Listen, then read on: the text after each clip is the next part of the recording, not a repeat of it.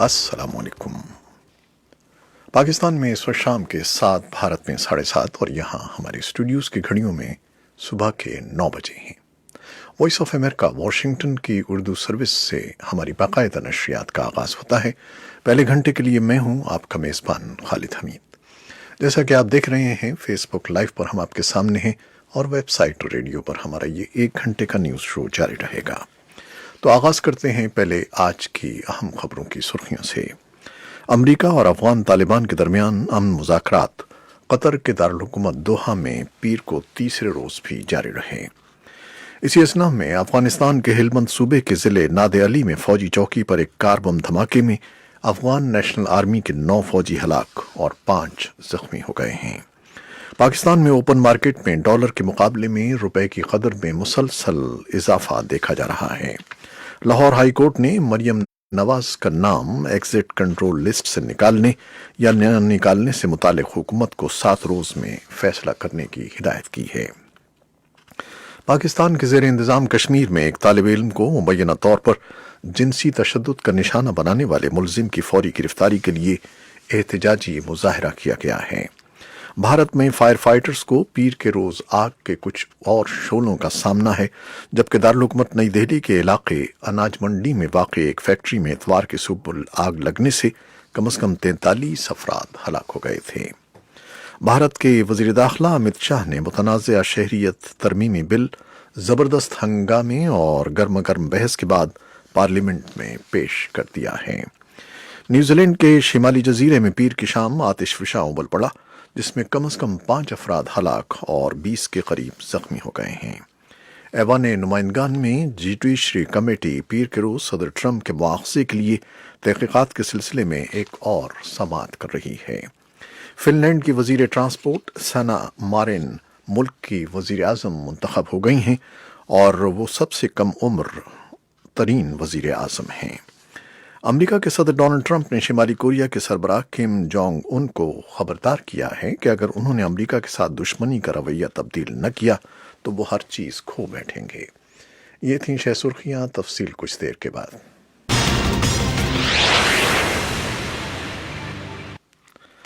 America और अफगान तालिबान के दरमियान अमन मुज़ाकरात कतर के दारुल-हुकूमत दोहा में पीर को तीसरे रोज़ भी जारी रहे।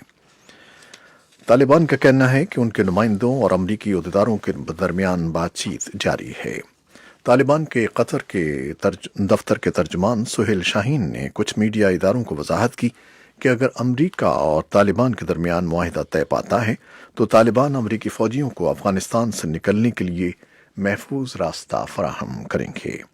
अफ़गान वजारत बराए अमन उमूर की तर्जुमान नाजिया अनवरी ने वॉइस ऑफ अमेरिका को बताया कि अफगान हुकूमत तवक्को रखती है कि दोहा बातचीत अफगान हुकूमत के नुमाइंदों और तालिबान के दरमियान मुज़ाकरात की राह हमवार करेगी।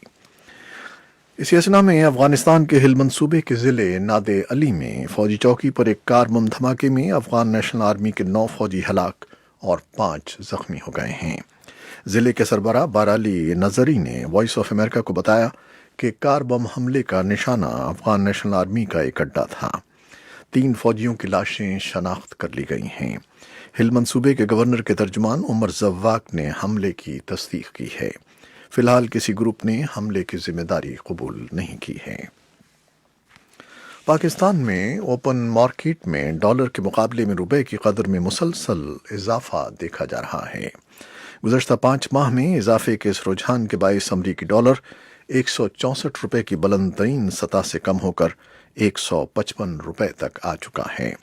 जुमे को कारोबारी हफ्ते के इख्तिताम पर ओपन मार्केट में अमरीकी डॉलर 154.70 रुपए की कम तरीन और 155 रुपए की बुलंद तरीन सतह पर रहा, जो कि जून में 164 रुपए की बुलंद तरीन सतह पर पहुंचने के बाद डॉलर की कम तरीन सतह है।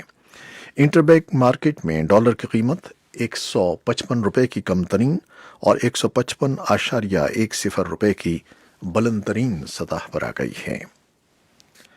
लाहौर हाई कोर्ट ने मरियम नवाज का नाम एग्जिट कंट्रोल लिस्ट से निकालने या न निकालने से मुतालिक हुकूमत को 7 रोज में फैसला करने की हिदायत की है। पाकिस्तान मुस्लिम लीग नून की नायब सदर मरियम नवाज की जानिब से ECL سے نام نکالنے کی درخواست پر سماعت لاہور ہائی کورٹ کے جج جسٹس علی باقر نجفی کی سربراہی میں 2 رکنی بینچ نے کی۔ عدالت نے وفاقی حکومت کو مریم نواز کا نام ECL سے نکالنے کے لیے 7 روز میں فیصلہ کرنے کا حکم دیتے ہوئے سماعت ملتوی کر دی۔ پاکستان کے زیر انتظام کشمیر میں ایک طالب علم کو مبینہ طور پر جنسی تشدد کا نشانہ بنانے والے ملزم کی فوری گرفتاری کے لیے احتجاجی مظاہرہ کیا گیا۔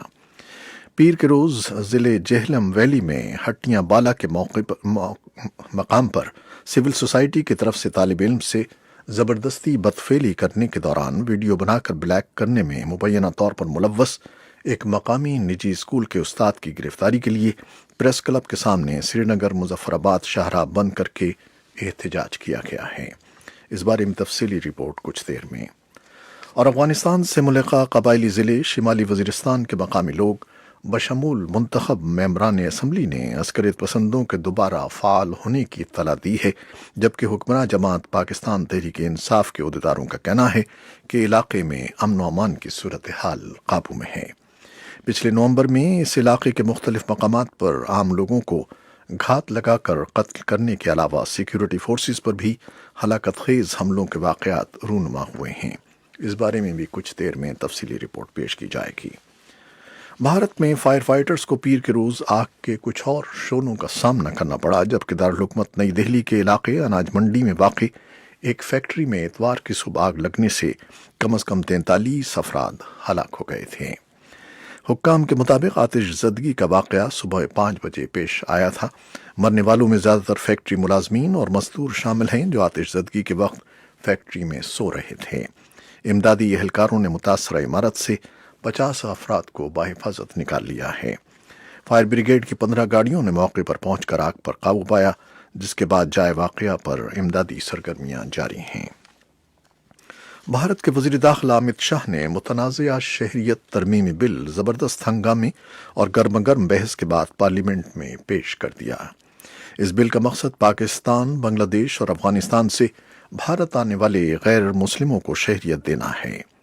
حزب اختلاف کا الزام ہے کہ یہ بل آئین کے منافی ہے اور مسلم اقلیت کو ہدف بنانے کے مقصد سے لایا جا رہا ہے۔ نئی دہلی سے اس بارے میں ایک تفصیلی رپورٹ موصول ہوئی ہے، کچھ دیر میں پیش کریں گے۔ چین نے مسلم اکثریتی صوبے سنکیانگ میں موجود حراستی کیمپوں میں یغور سمیت دیگر اقلیتوں سے تعلق رکھنے والے افراد کی تربیت جاری رکھنے کا اعلان کیا ہے۔ چین نے صوبے سنکیانگ میں ہزاروں یغور اور دیگر اقلیتوں کو مبینہ طور پر حراستی مراکز میں رکھا ہوا ہے۔ ان حراستی مراکز کو چین تربیتی مراکز قرار دیتا رہا ہے۔ حال ہی میں بین الاقوامی ذرائع ابلاغ نے صحافیوں کی تنظیم کنسورشیم آف انویسٹیگیٹو جرنلسٹ کی جمع کی گئی سرکاری دستاویزات شائع کی تھیں۔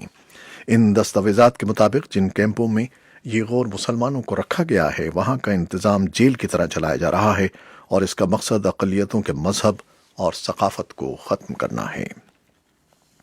نیوزی لینڈ کے شمالی جزیرے میں پیر کی شام آتش فشاں ابل پڑا، جس میں کم از کم 5 افراد ہلاک اور 20 زخمی ہو گئے۔ دارالحکومت ویلنگٹن میں نیوزی لینڈ کے ڈپٹی پولیس کمشنر جان ٹمس نے اخباری نمائندوں کو ہلاکتوں کی تصدیق کی اور کہا کہ ان کی تعداد میں اضافہ ہو سکتا ہے کیونکہ ابھی بہت سے لوگ لاپتہ ہیں۔ ہنگامی عہدیداروں کا کہنا ہے کہ وائٹ آئی لینڈ آتش فشاں پھٹنے کے وقت تقریباً 50 افراد وہاں موجود تھے، جبکہ وزیر اعظم جیسنڈا آرڈن کا کہنا تھا کہ آتش فشاں کے قریب 100 کے قریب سیاح موجود تھے۔ امریکی ایوان نمائندگان میں جوڈیشری کمیٹی پیر کے روز صدر ٹرمپ کے مواخذے کے لیے تحقیقات کے سلسلے میں ایک اور سماعت کر رہی ہے۔ تحقیقات کے عمل میں توجہ اس امر پر مرکوز ہے کہ آیا صدر ٹرمپ نے اپنے اختیارات کا غلط استعمال کرتے ہوئے یوکرین پر دباؤ ڈالا کہ ڈیموکریٹک پارٹی سے صدارتی نامزدگی کے امیدوار جو بائیڈن کے خلاف تحقیقات کا اعلان کرے۔ فن لینڈ کی وزیر ٹرانسپورٹ سنا مارن ملک کی وزیر اعظم منتخب ہو گئی ہیں اور وہ وزارت عظمیٰ کے عہدے پر فائز ہونے والی دنیا کی سب سے کم عمر ترین وزیر اعظم ہیں۔ سنا مارن نے 27 سال کی عمر میں اپنے آبائی شہر تیمپیر کی سٹی کونسل کی سربراہ بننے کے بعد ملکی سیاست میں قدم رکھا تھا۔ وہ رواں سال اپریل کے انتخابات میں سوشل ڈیموکریٹک پارٹی کی امیدوار کی حیثیت سے کامیابی حاصل کرنے کے بعد ایوان تک پہنچیں۔ انہیں ٹرانسپورٹ کا قلمدان سونپا گیا۔ सोशल डेमोक्रेटिक पार्टी ने 34 साला सना को पार्टी सरबराह मुंतखब किया है, जिसके बाद पीर को इत्तेहादी जमातों ने उन्हें वज़ारत उज़्मा के लिए भी मुंतखब कर लिया। अमेरिका के सदर डोनाल्ड ट्रंप ने शिमाली कोरिया के सरबराह किम जोंग उन को खबरदार किया है कि अगर उन्होंने अमेरिका के साथ दुश्मनी का रवैया तब्दील न किया तो वो हर चीज़ खो बैठेंगे। शिमाली कोरिया की सरकारी news agency Korean central news agency ने हफ्ते को अपनी एक रिपोर्ट में इंतहाई अहम तजर्बा करने का ऐलान किया था। शिमाली कोरिया के इक़दाम पर सदर ट्रंप ने अपने एक ट्वीट में कहा है कि किम जोंग उन बहुत समझदार हैं और उनके पास खोने को भी बहुत कुछ है। ये थीं वो खबरें जो फेसबुक लाइव पर हमने आपके लिए पेश की। वेबसाइट और रेडियो पर हमारा ये 1 घंटे का न्यूज़ शो जारी रहेगा। हमारे साथ रहिएगा। कैमरामैन फवाद इलियास के साथ फेसबुक लाइव से इजाज़त चाहते हैं। अल्लाह हाफिज़।